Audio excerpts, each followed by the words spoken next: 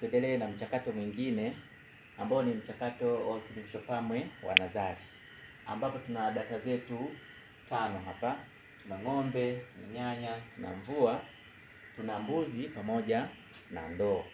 Hatua ya kwanza tunaangalia umbo la ndani na umbo la nje, ambapo tutakuja kuchanganua kwa namna hii. Upande huu tutachanganua kifonolojia, lakini upande huu tutaonesha kifonetiki, namna sasa neno linavyotamkwa. Hapa ni umbo la ndani katika akili ya mzungumzaji, lakini hapa ni namna ambavyo linatamka. Sasa baada ya kuchanganua, tunaona umbo ambalo linakumbwa na mabadiliko ni hili la mwanzo ambalo ni na.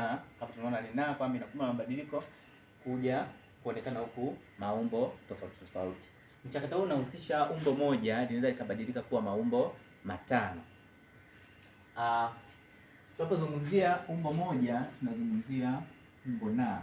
Umbo na linaweza likabadilika kuwa maumbo tofauti, ambapo na inaweza ikabadilika au ikatokea kama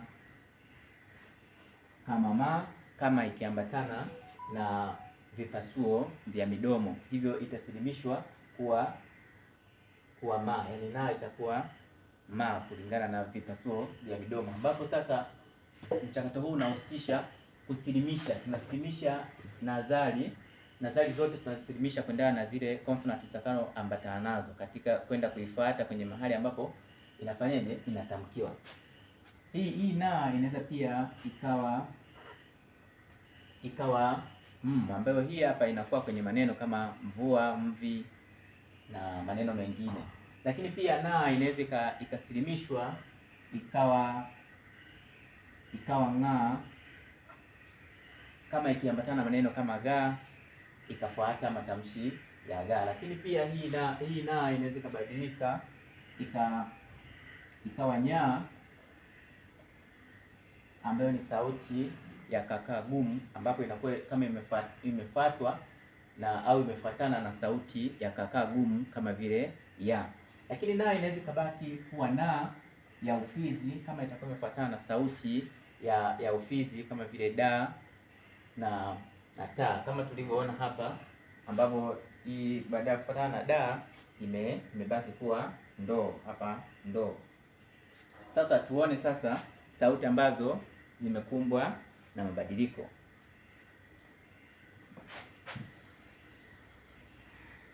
Baada ya kuona hatua ya kwanza hapa ya kuona umbo ndani na umbo nje, sasa tuone hatua ya pili ya kuona sauti ambayo imekumbwa na mabadiliko. Hapa tunasema na amebadilika kuwa. Sasa tutaandika maumbo ya mwanzo hapa ambayo sasa yamebadilika. Maana yake ilikuwa ni na, lakini na ya kwanza imebadilika kuwa ng'a, ambapo tukaandika ng'a. Lakini ya pili na imebadilika kuwa nya kutokana na kufuatana na ya. Hivyo hapa tutakuwa na sauti nya. Lakini hapa kwenye mvua imebadilika kuwa mvua, manake baada ya kufuatana na va ya midomo meno imebadilika kuwa ma ya midomo meno. Lakini hapa kuna sauti ya midomo ba, kipasuo cha midomo ba, hivyo na itabadilika kufuata matamshi ya kipasuo cha midomo, ambapo nazali ya midomo ni ma. Mfano kwenye neno mbuzi. Lakini hapa ndoo, kwa sababu imeambatana na sauti ambayo matamshi yake yanafanana, hivyo itabaki kuwa na kama tunavyoona hapo.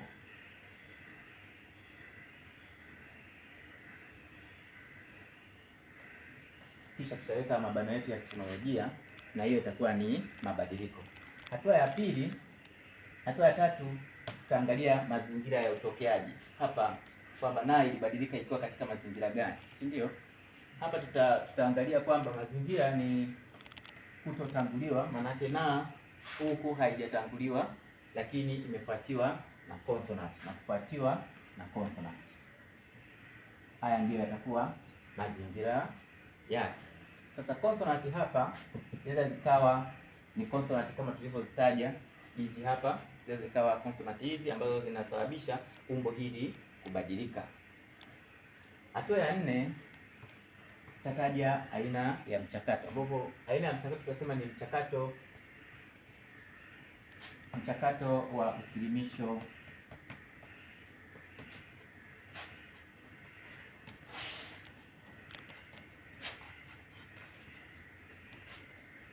wa nazari. Hii hatua ya 4 inakuwa imeisha, na hatua ya 5 inakuwa ni kuandika kanuni iliyokilia mabadiliko haya, ambapo kanuni hapa tutasema ni sauti na ilibadilika kuwa. Tutaangalia mtawalia, namna data zetu zilivyofuatana, ndipo tutakavyoandika.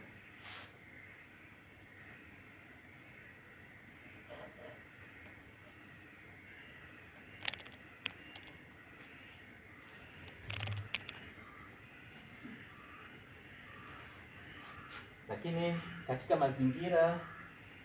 mazingira kwa sababu haijatanguliwa, kwamba ya kutotanguliwa na kufuatiwa na consonant. Consonant hapa tunaweza tukazitaja mtawalia kama zilivyobadilika. Kwa mfano, hiyo dha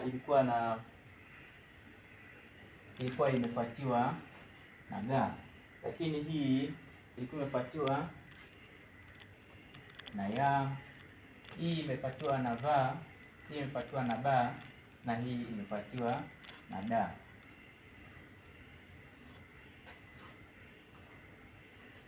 Hii ndio inakuwa kanuni ya mchakato huu.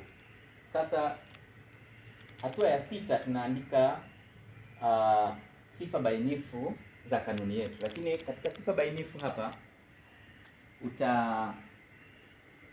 utaeleza kwa kuangalia moja moja. Kwa mfano,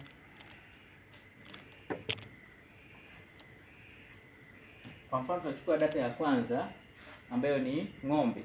Tunasema kwamba na ilibadilika kuwa ng'a katika mazingira ya kufuatiwa na ga. Tunaweka sifa bainifu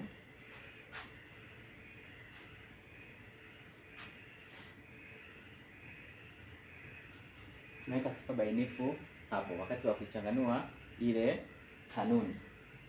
Mpaka hapo usisahau kusubscribe, kulike ili uweze kupata maarifa haya ipasavyo.